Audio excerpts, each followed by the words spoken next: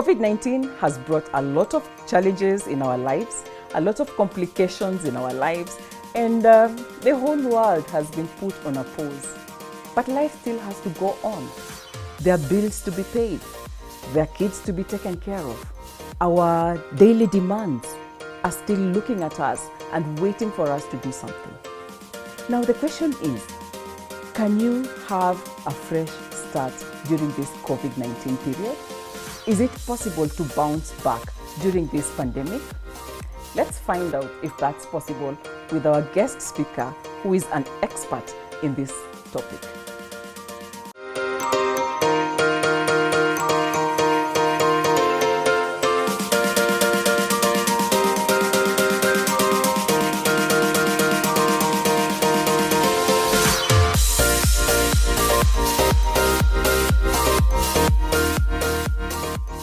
Hi guys, I hope you're keeping safe.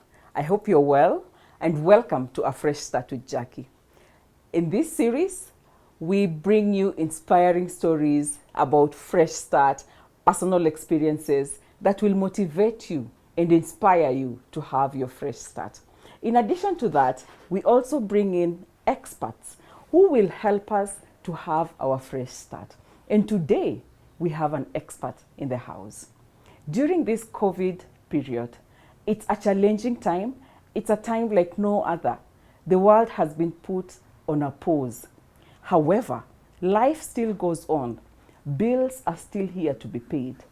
The sun still rises and sets. How do you have your fresh start, even during this pandemic? Without further ado, allow me to welcome our guest, and let's allow her to introduce herself. So hi, Joyce. Hi, how are you? Fine, thank you. It's good to have you. Thank you. And kindly introduce yourself and tell us what you do.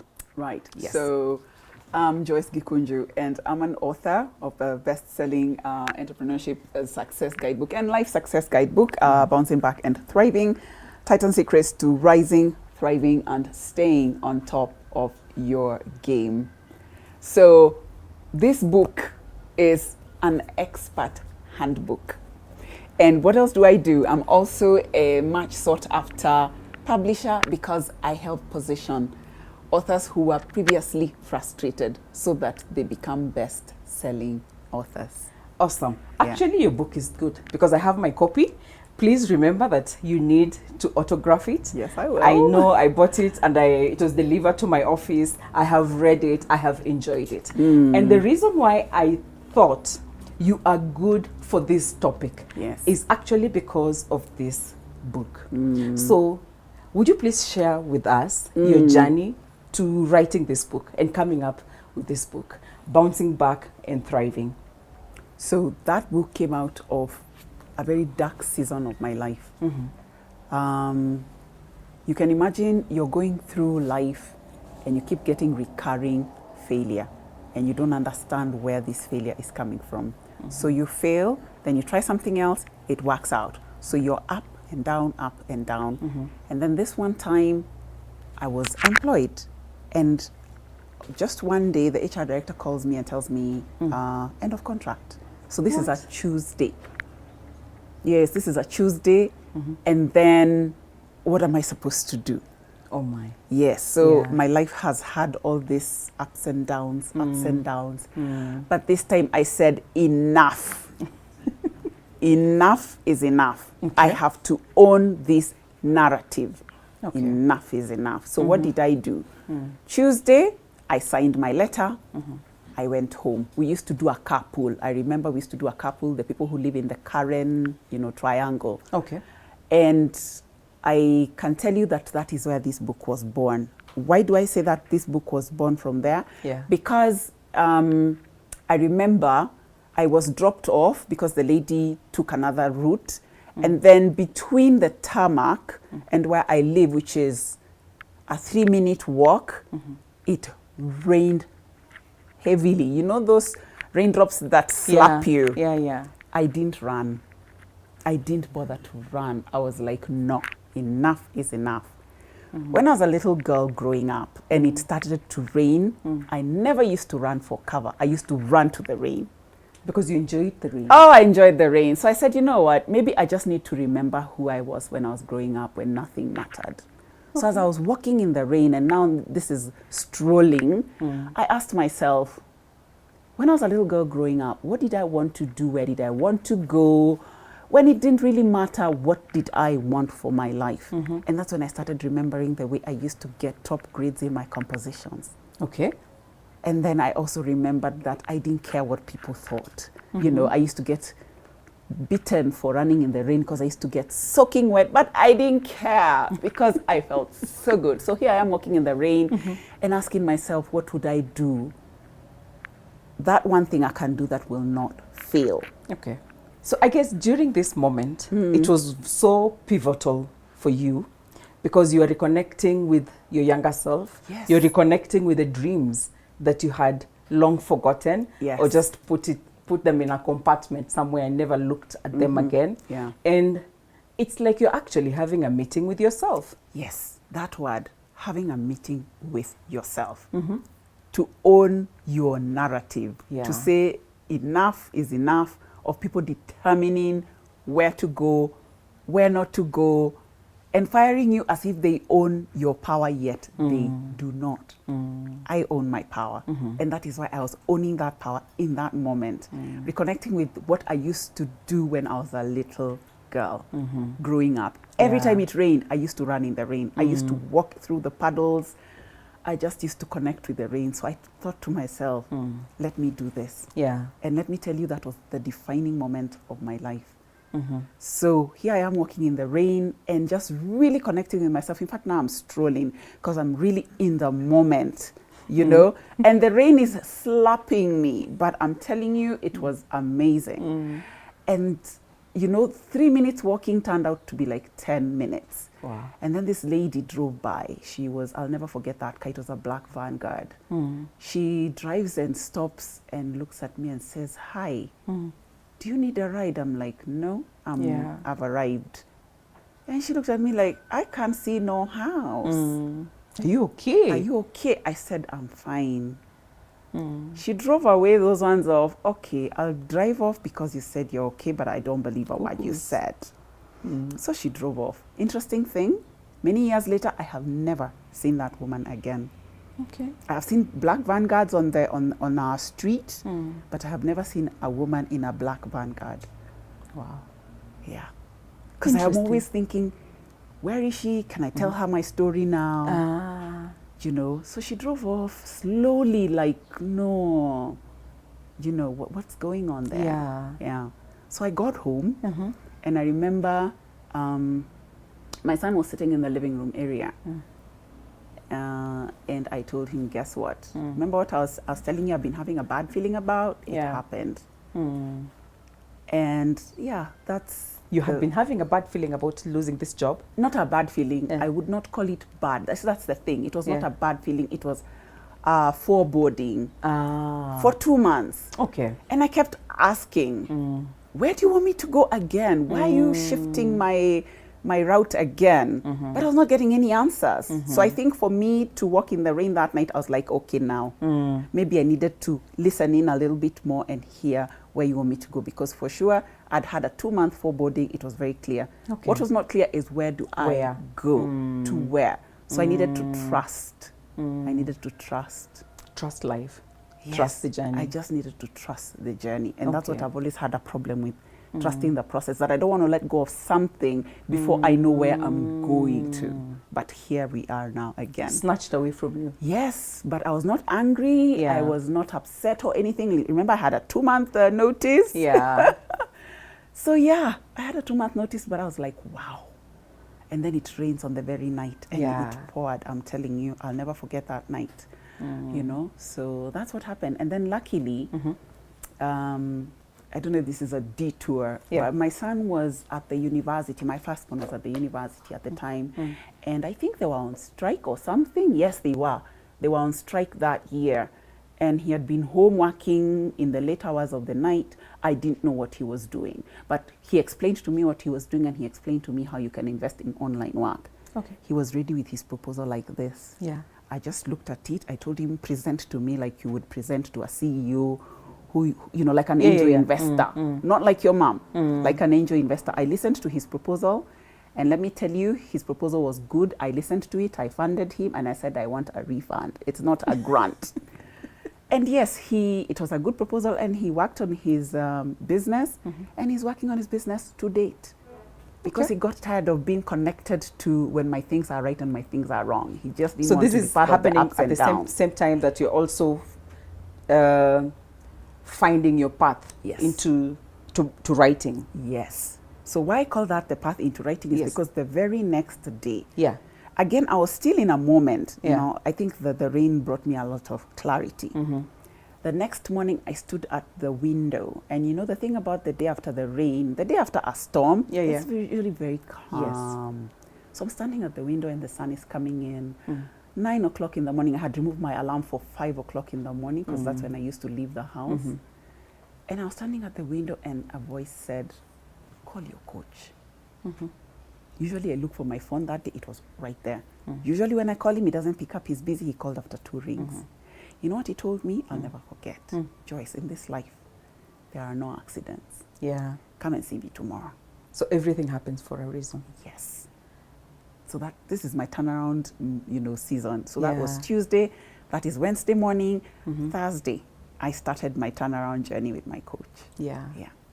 Is that how you came up with writing and publishing a book? So yes, because when we were talking with the coach, when I told him about my journey, since I had last used him 10 years ago when I was in doing really well in corporate life, as we were talking, he told me there's something about you and the bouncing back journey. And I wasn't getting it when he was saying it. Again, he would tell us to spend time in a quiet place. It could be either indoors or outdoors.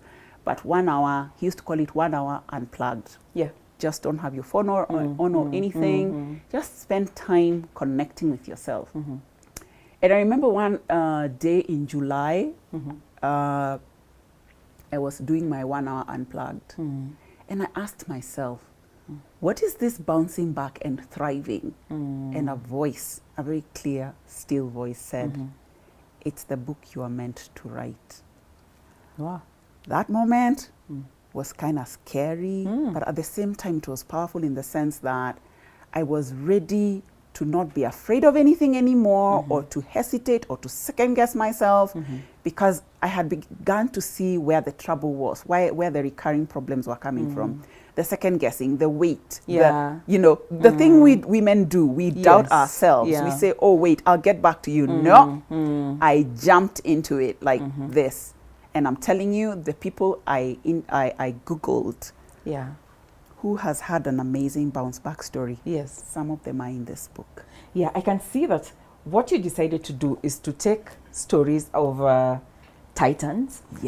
Please explain who titans are. So titans are powerful or influential people in their industry. And the reason why I thought to interview titans is because, first of all, I was not known. But these are people who are known. They have had their failures. They have had their setbacks, their insurmountable odds.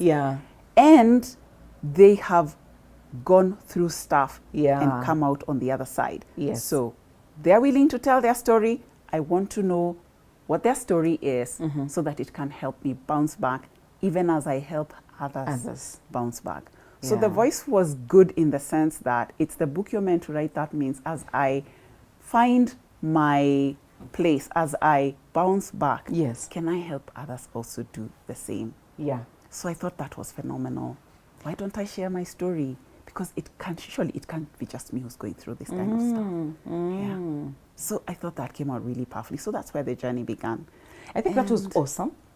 It was awesome, an awesome strategy to actually look for titans, as you call them, the successful business people in the country, and just ask them to share their stories. Because the truth is, success leaves footprints. Yes, it does. So for you, what are the footprints or the lessons that you got from the titans that actually supported you? I'm telling you, first of all, the personalities Yeah. amazed me. They didn't know me. I just wrote an email or I got a telephone number and I called them and I introduced myself. I said, this is who I am, this is what I'm doing. Nobody said no. Wow. Nobody said no. They don't me from nowhere, but they all said, I'm willing to do it. And in addition to that, I asked them, can I share your story with other people? Yeah. And if people want to meet you, like in person, will you be available and ready to help? And they said, sure, why not? So for me, the biggest lesson, humility. Okay. I thought that these people with all their wealth are still humble. And that's one of the secrets to success. Awesome. That even if you are this titan, you should still be accessible, you should still be humble, you should still be open and willing to help people. I thought that was like the biggest thing. Yeah. The other thing that I found really phenomenal is the reason why they stay at the top of their game is because of they're very careful who they choose to surround themselves with. Ah. Who are you surrounding yourself with? Look around you. Are the people you hang around at your level or at a higher level, are they where you're going? Yeah. Have they arrived? You're an average of the 5 people you surround yourself with. That is so true. That 95% of your success or lack thereof is your circle. Okay. So if I want to be a titan, I should hang out with the titans. Okay. And if I'm the person in my group who's like doing the best, no, you need to look for the person who's already where you've arrived. Yeah. So that was like the most amazing thing. Awesome. You know, those two things really stood out for me. Okay. All of them had one thing in common. They read books like their lives depend on it. They are always reading. Everyone told me about 4 books they're reading at any one time. A light read and a heavy read. If you want to be successful in business, you must be reading a business book. Okay. Yeah. Awesome. Now, we are in this COVID pandemic. We never thought about this when we were setting our goals at the beginning of the year. We had these big dreams. We had all these goals that we set, knowing that this is by the end of 2020, I would want to achieve A, B, C, D. Yes, 2020 happened. Yeah. So 2020 happened in ways that nobody had predicted. No one saw it coming.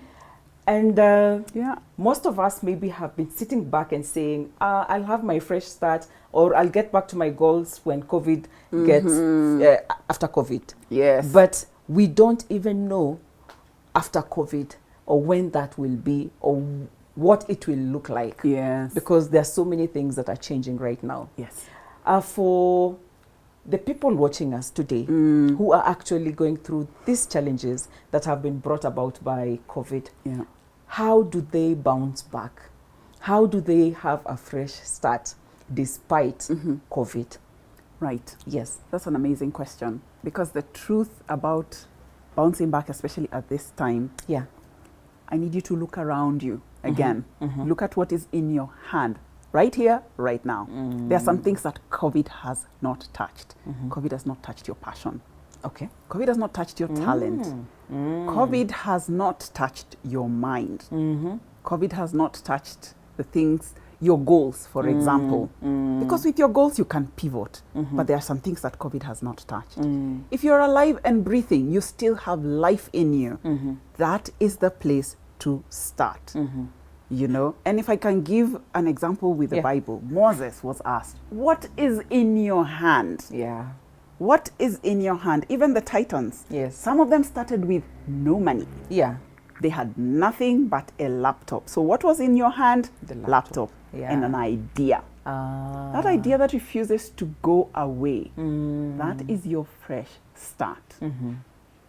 That is your fresh start. Remember my story of the book? Yes. When I was a little girl growing up, I loved writing compositions. I loved telling stories. That is where your fresh start is. Look Okay. at what is in your hand. Okay. Your qualifications, your skills. Yeah. What is it that you're passionate about? Start from there. Awesome. What else can they do? So what else you can do? Yes. First of all, you need to also not stay in isolation. You need to be in Zoom meetings with experts. You need to be having Zoom meetings with your friends. Because what I always tell people is that my friends helped me bounce back in an amazing way. My friends stood with me through thick and thin. And every time we hang out together, I get so inspired to just be the next best, version of myself. Of yourself. It's like every time we meet, I get to 2.0. Every time we meet, I go 3.0. Every time I meet my friends, they make me become a better person. Don't forget to hang out with your true friends. Because the thing that's sorry for interruption. That also just still reinforces the point that you said, the people you surround with. True. Because if I am not surrounded, I don't have people around me that are supportive, then there'll be no Zoom meetings that will make sense, or support system that will actually lift me exactly up yes and bounce me back. So support systems are so crucial at this time. I remember we had not met each other for a long time, and then we said, let's do a Zoom meeting. Let me tell you, we're all in our different homes, but even the energy in the Zoom, I was like, oh my gosh, these women, they just continue to just blow me away. Every time I'm with them in the same room, it's just the energy in the room. So don't forget to stay in touch with your support system. Those are the lifelines that you need to have right now. Very crucial to have lifelines. If your family is nearby, living nearby, if your family is far away, make use of those Zoom meetings, but it is so important to make sure that your lifelines are in place.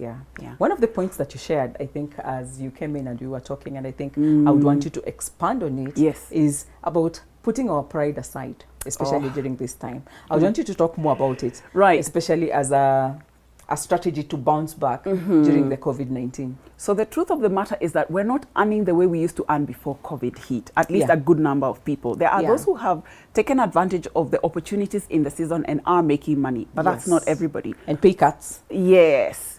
So for example, if you are not making the kind of money you used to make before COVID, you need to sit down and have a meeting with yourself.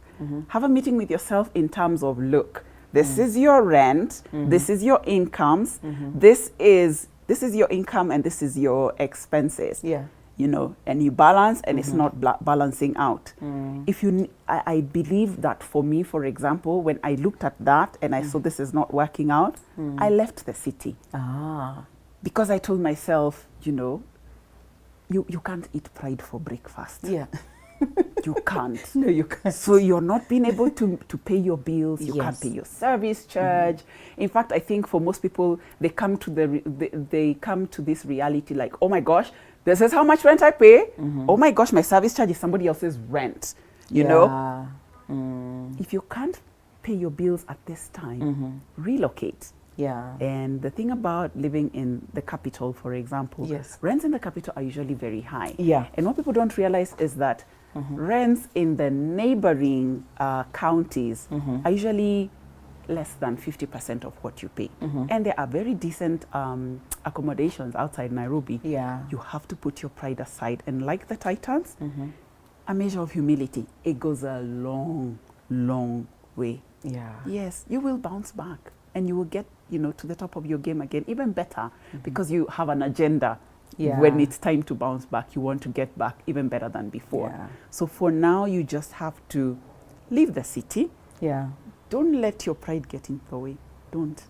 Like I said, none of these Titans were proud. And look at where they are. My favorite person in the whole world in terms of this humility narrative, Oprah Winfrey. She's the wealthiest woman alive. And yet, if I want to talk with Oprah on Sunday evenings, she's on Oprah Winfrey Live, so she really teaches me about the ultimate humility. She's still very accessible. True. I think what I'm taking home, and I'm hoping that all of us can take home, is the pride. And also just changing our lifestyle, especially because of the hard economic times. Let's not be afraid to change our lifestyle. Let's not be afraid to relocate because the rents have become so high. Just to please people, so that you're struggling in your house, you're not eating right, you have a lot of debts. I think pride, as you said, is not going to bring food on the table. And then the interesting thing I found out is that, for example, when you leave, nobody even calls you. So they don't care. You think they care, they don't. Nobody even calls and asks you, hey, where did you go to? Not a single call. I think I got a call 2 years later. And I'm thinking, wow. You care about people who really don't care about you. Yeah. And you're struggling and they don't care. That's true. Yeah. That's true. So And 2 some years of us later. are really caught in that cycle. Yes, let me tell you, this is going, and I know I'm going to get a lot of calls about this, but it's true. I didn't get anybody asking me, where did you go? When you Are relocated okay? from Nairobi? When I relocated from Nairobi. And I left Nairobi very pregnant. Oh. But nobody even asked me, oh, did you even give birth? Yeah, you care about people who don't care about you. Yeah. The people who care about you, you will find them when you are down. Yeah. That's the truth of the matter. Yeah. Because I lost a lot of friends. During that season? Yes. The transition season? Yes. Yeah. I lost all my friends. Yes. Yeah. That is a life lesson, I think. And I think most of us maybe are just afraid of going through it. But look at where you are today. Exactly. After that transition. Exactly. You're here. You're a best-selling author with a book that is so interesting and so valuable. Yeah. So the question of today's talk is, Yes.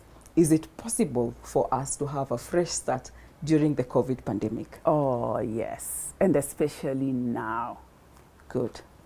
Yeah, especially now. Because there's a lot of time for you to reflect. There's a lot of quiet. I mean, the streets are quiet. The whole place is quiet. The air is clean.